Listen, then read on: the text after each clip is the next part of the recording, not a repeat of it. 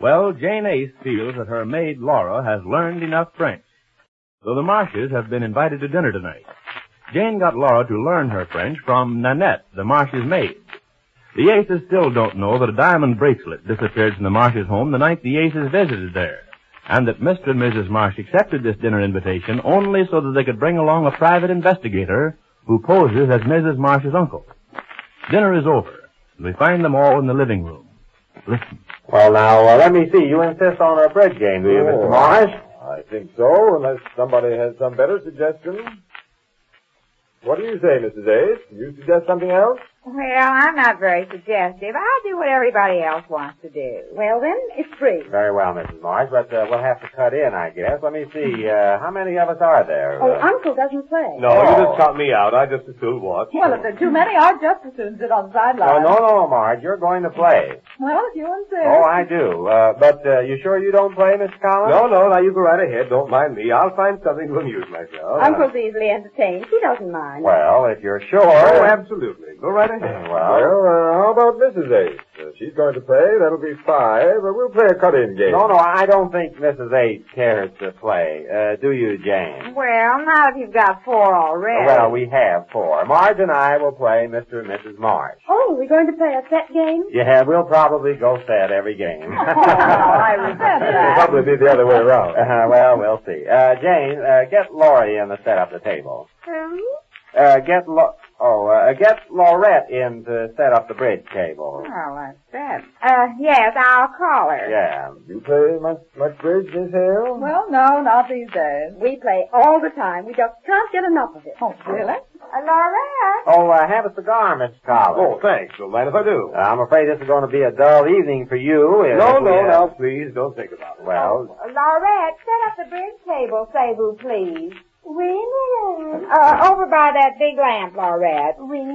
I think there's some cards here in this desk here. We haven't had a card game here in so long. Yes, everything's there. I looked this afternoon, dear. Oh, yes, here they are. Score pads and everything. Say, this is fine. Right here, ma'am. Is this all right, ma'am? What did you say, Laurette? Oh, right here, madame. Yes, that'll be all right. Yes, that's fine. Madame. Excuse me, excuse me. Oh, I beg your pardon. Sit over here, Uncle. You'll be out of the way. Well, thank you. Now, don't you worry about me. I'll find something to keep myself occupied. Well, I'd offer you a book if you could read in all this noise, Mr. Collins. No, thank you. I'll be quite all right. I like to wander about a bit. Now, don't go wandering off to the house, as you always do. Well, I might. You can never tell. Hey, these cards aren't as young as they might be. Oh, we only play with them once, dear. Well, they look like they've been through a war. Oh, they're all right. Let me see. Are there enough kings and aces? Oh, yeah. so that's the kind of a bridge player you are. Kings and aces.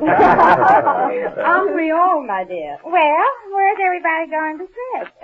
That'll be all, Laurette. Madame. I'll call you if I need to, Laurette. Madame. Suppose we sit this way. Is this all right, Mrs. Marsh? Oh, anywhere's all right with me. Yes, it is fine. Well, shall I get you a pillow for that chair, Mrs. Morris? No, this is fine, thank you. But you look so stupid. Well, I mean, bent way down like that. She thinks you look a little stooped over there, she means. I think that is a little low for you, Mrs. Marsh. No, this is fine. I'm quite comfortable. Mrs. Ace, you going to sit behind me for lunch? All right. Do you want me to, Mr. Morris? Do I?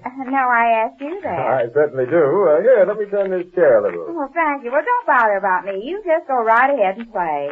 Now, how much are we playing for? Oh, Well- anything at all up to a tenth of a cent. I think a tenth of a cent is enough. Is that okay with everybody? Yes, that suits me. Mark is what it is. That's plenty. Yeah. Shall we cut for deal? Oh, why not go ahead and deal if you like? It's all right. Here, Mrs. Marsh, you can get this deck ready. Now, Pardee, you'll have to take it a little easy with me. I haven't played in some time, you remember. Don't worry, Marge. You just hold the big card. That's all you have to do. Oh, I want it understood we can't play any later than 4 o'clock at January. 4 o'clock. 4 o'clock? You mean 4 o'clock in the morning? Say, that reminds me of a story I heard this morning. It seems that a very large department store owner, one of the biggest in town, got a phone call from a woman at 4 o'clock in the morning. The butler answered the phone and told the woman that the man was asleep and couldn't be answering phones at 4 o'clock in the morning and hung up on her. That's awful good, Not dear. yet, Jane. Oh. But she kept calling back. In fact, she called back so many times that finally it awakened this department store owner, and he wanted to know what was going on.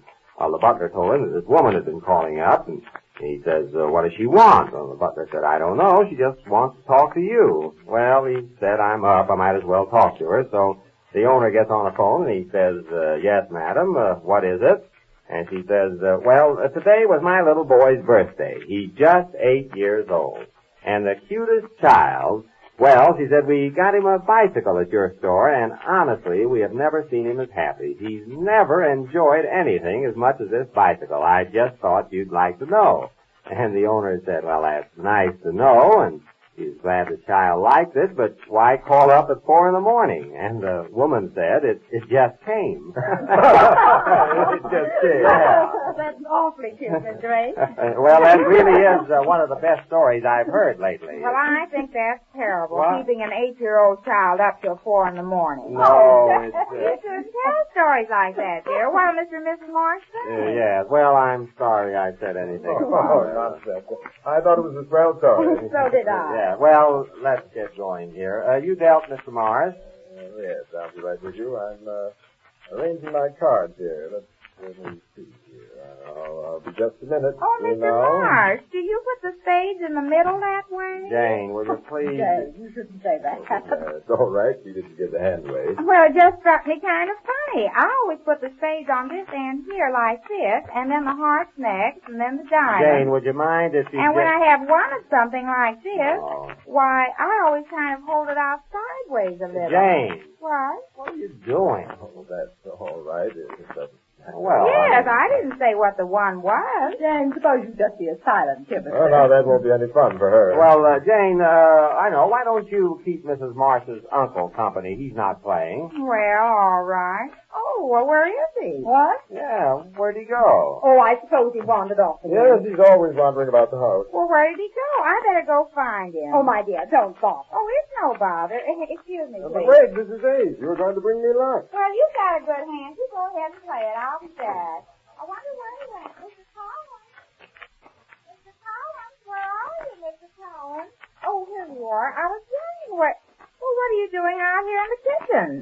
Mrs. Ace, I've been talking to this girl of yours. Laurette? Yes, or whatever she calls herself. Whatever she...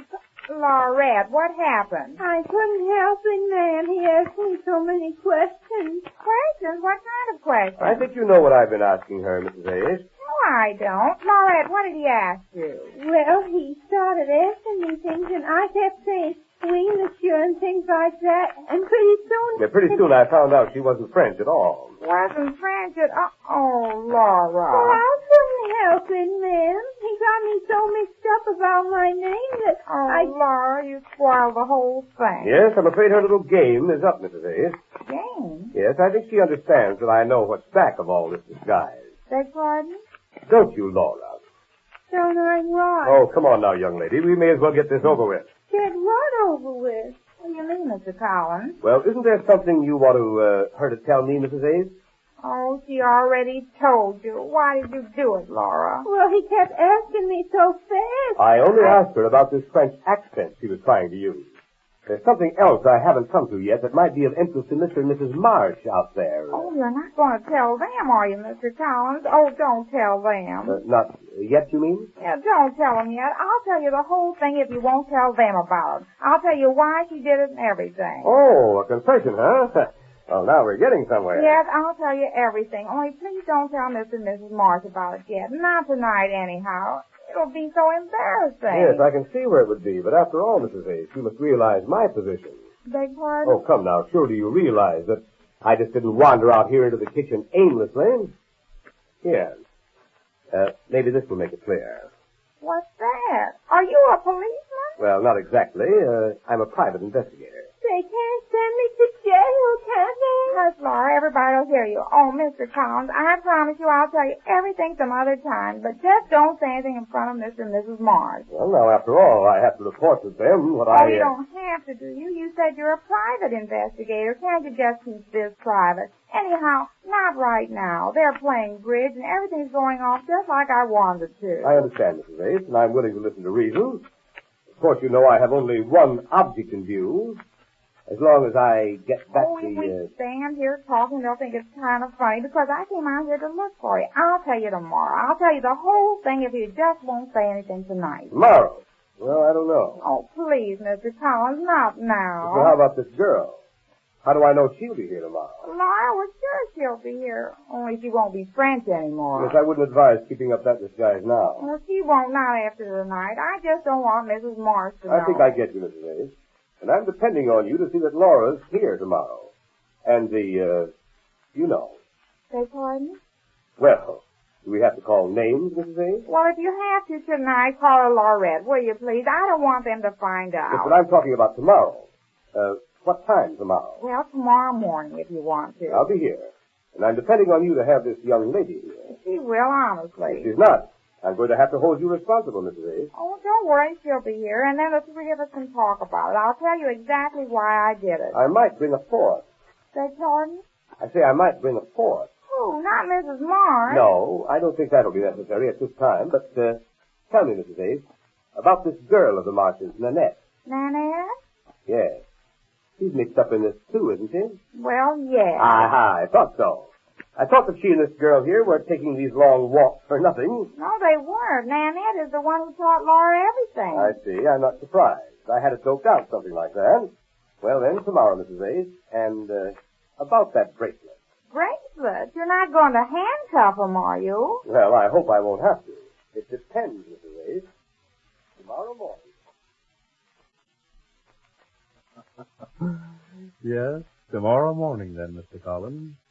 And we're afraid Mr. Collins is going to be a baffled investigator when he brings this little group together for what he thinks will be the solution of the crime. We'll learn about that when next we meet the Easy Aces.